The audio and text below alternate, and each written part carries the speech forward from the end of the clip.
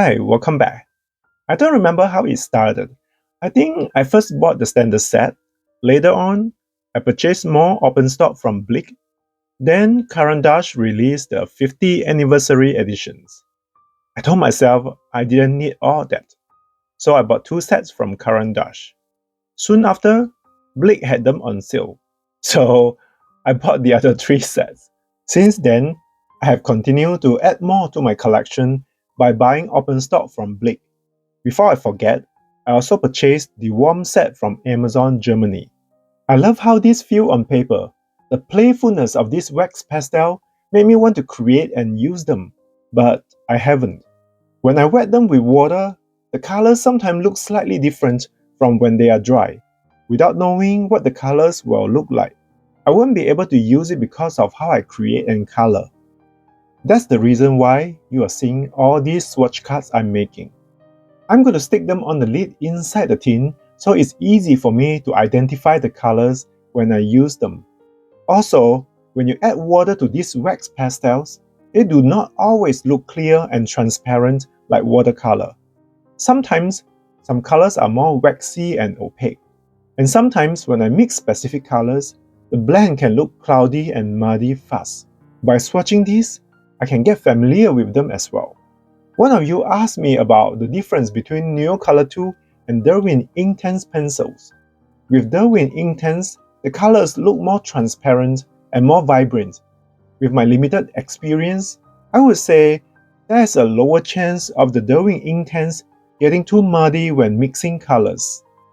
With the standard set, you get most of the basic colors, but I would recommend adding a yellow-green since the emerald green is more like a teal color. For the 50th anniversary dark set, the Caput Mortuum and Dark Garnet are somewhat similar. I would add the night blue instead. Caput Mortuum is interesting when you look into how the color came about in art history. In this set, I found that the Dark Garnet, Grey, Olive Brown, and Paint Grey are on the more opaque side. Looking at the swatches, I will also take out the sepia and replace it with burnt sienna. I think that will add more color varieties and options to the dark set. I probably also won't do too much mixing with the colors in the dark set. I feel this color can get muddy easily. And notice some of these colors look brighter on screen, especially the crimson alizarin. Most of these colors look darker than what you see here, and they look more muted when they are dry. I love the Caput Mortuum, moss green, crimson alizarin, and olive brown in this set if you want to buy them open stock. Next, we have the 50th anniversary pastel set. If you love highly pigmented and vibrant colors, I would not recommend this set. So far, I don't find this set useful, or maybe I need to play with them more to figure out how to use these pastel colors better, which are also more opaque. I'm not sure how they make pastel colors, maybe by mixing more white or more filler? Regardless, I didn't enjoy swatching this set. They are low pigmented and remind me of some cheaper replacements. If I had to pick colors I like more, I would choose the Peach Blossom, Amazon Night, and Sky Blue. Peach Blossom is a lovely pink, a color you frequently see in a baby's nursery. I like the Amazon Night, but not sure how I would use it though. And then we have the Warm Tone set. I don't think this set is currently available. I can't find it on Amazon or online stores.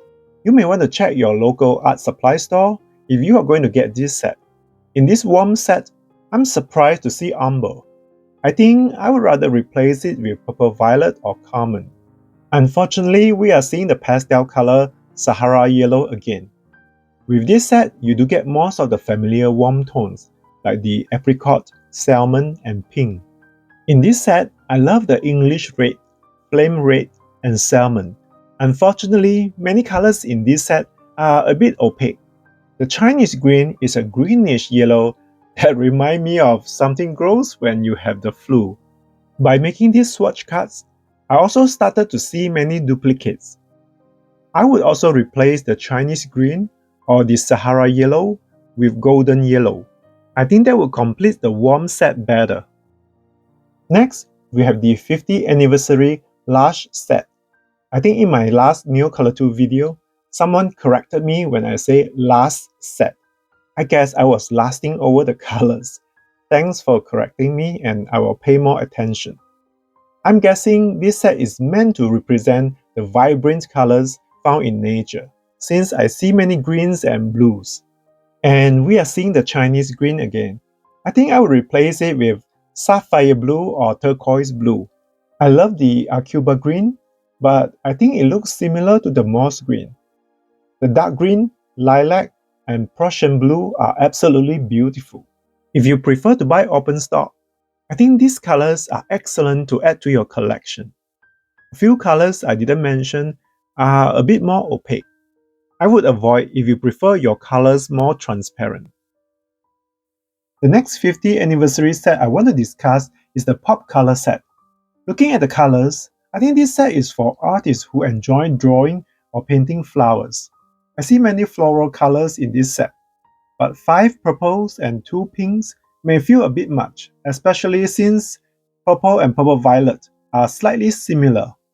I think I would replace the purple violet with greenish blue. I love the indigo blue. Even though it's supposed to be blue, it looks like it has a purple undertone. I think the light cadmium red is pretty, but it's a little similar to vermilion if you already have it. The periwinkle blue, light lilac, rose of Garance, and Tyrian pink look quite opaque. Colors for open stock recommendations would be indigo blue, purple violet, and periwinkle blue.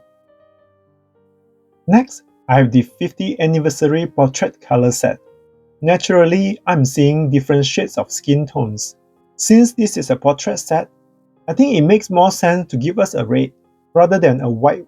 Seriously, white is already in the standard set. I would replace the white with ruby red. The aubergine is gorgeous, but it is similar to Caput Mortuum we just saw earlier. And we have also seen the crimson alizarin in another set. The included browns, Van Dyke brown, burnt sienna, and russet are excellent, but the special colors, light peony yellow and the conch pearl, are not enticing. Now I continue swatching the cool tone Neocolor 2 I bought from open stock. You will see some duplicates and similar colors since I bought most of these before I purchased the 50th anniversary sets. While swatching all these wax pastels, I realized how opaque most of them are compared to Derwent Intense color pencils or the Faber-Castell watercolor pencils. I do hope I can use these Neocolor 2 wax pastels in my coloring books. So far, I haven't tested them in coloring books, so I'm not sure how they perform or whether I can layer color pencils on top. Otherwise, I will layer acrylic markers on top. I recently ordered the 288 Guangna acrylic marker set from Temu and waited 10 days before receiving a small envelope with 12 markers inside. I guess that is something you can expect when ordering from Temu. I may try ordering from Amazon next. I hope showing these swatches will help people who want to buy open stock Neocolor 2 instead of buying sets with duplicate colors. I do love using Neocolor 2 and I love these little tints. Even with duplicates, I know I will use them eventually. I have decided to try the Neocolor 2 on Leila Dooley's coloring book.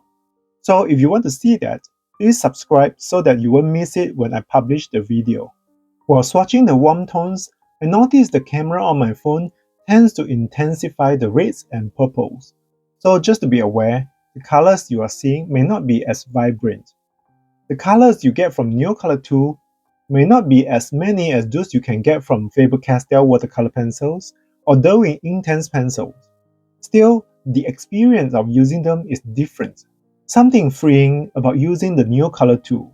Maybe because it reminds me of the crayon I used when I was a kid, except it's much more pigmented and better quality.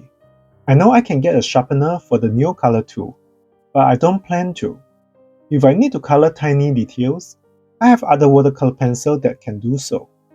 I think Neocolor 2 is unique in its own way, and I intend to explore the possibilities without trying hard to use it like a pencil. I have to tell you that when I first started using Neocolor 2, I didn't think I needed so many colors. I thought it was supposed to be something playful. However, the more I use them, the more colors I want. Before I know it, I think I have almost all the available colors.